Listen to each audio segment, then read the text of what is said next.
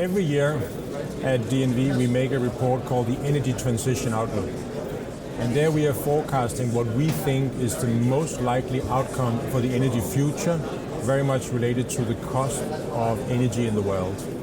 And that forecast shows that we will end in a world of 2.3 degrees centigrade based upon the current trajectory we are on. And that is including a lot of build out, a lot of things going to happen. And that obviously is not going to get us to what is the target in the Paris Agreement. We have therefore decided to launch a report we call Pathway to Net Zero, where we'd like to describe if or when hopefully we're going to get to the Paris targets, what will it take for the 10 regions in the world that we have divided to reach there, because each of the starting points are different. Different things have to happen, whether you're in Europe or in Asia or North America, and that is what this report really describes. And everybody can go in on our webpage and download it for free, and you can then see what are all the calculations we have done and how we see that if and hopefully when we are going to reach the Paris Agreement.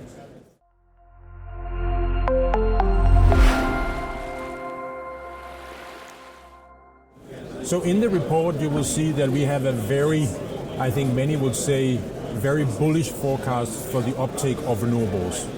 Both onshore wind, offshore wind, solar, and around the world. And I think many people will find that right now a lot of things have happened on renewable industry and renewable energy. But if you look into the report, you will actually see that we are just at the end of the beginning. We expect there will be a massive scaling of renewable energy in the coming years and decades, including around the Baltic Sea, simply because the costs for producing from renewables keeps coming down and are very low.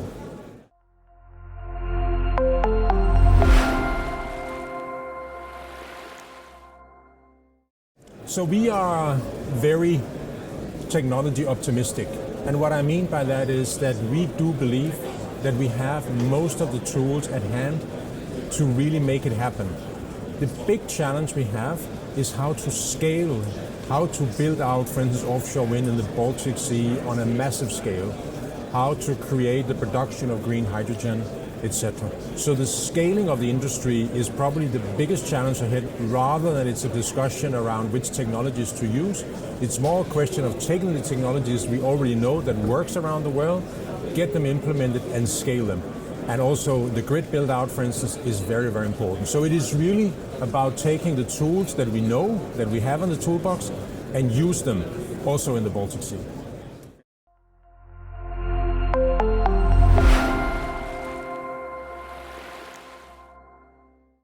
We basically see that the world is electrifying at an unprecedented speed. So everything is going electric. For instance, if you take on the car industry, the EVs, we will see a massive uptake of electrical vehicles.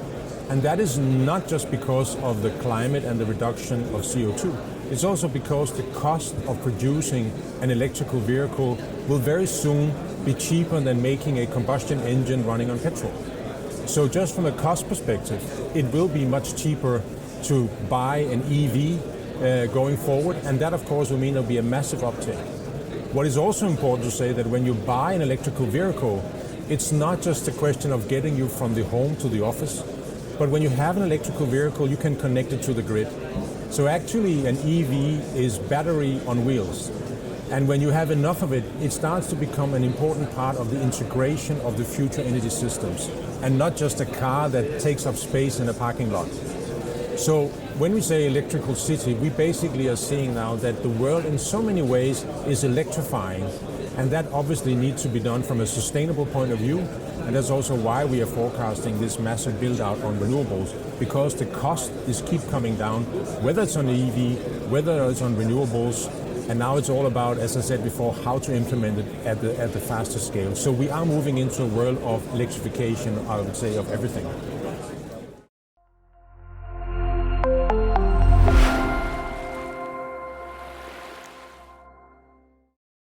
I think the most important thing to really make it go faster is to understand how we scale it.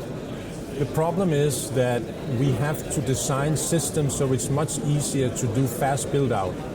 Let me give you just one example. DNV was asked by the EU Commission to lead a study called Promotion, which is looking at the future requirement from the grid in order to build out, for instance, massive offshore wind in the EU. And you can't just build out the offshore wind if you don't also think about how to handle the grid. So all this work has been done. So we know what it is that we have to do. So the biggest and most important thing we can do now is action and implementation. And then, of course, also make sure that we design the systems in a way so it is possible to do so. But that is, again, not about creating or inventing new technologies. It is about implementing the technologies we have and we know that works and that we understand. And therefore, the key issue really for governments are to make plans for 2022, 2023, 2024, 2025, and make sure it happens all the time. That's really what we need to see. So action on the short term is going to be the biggest differentiator we can do.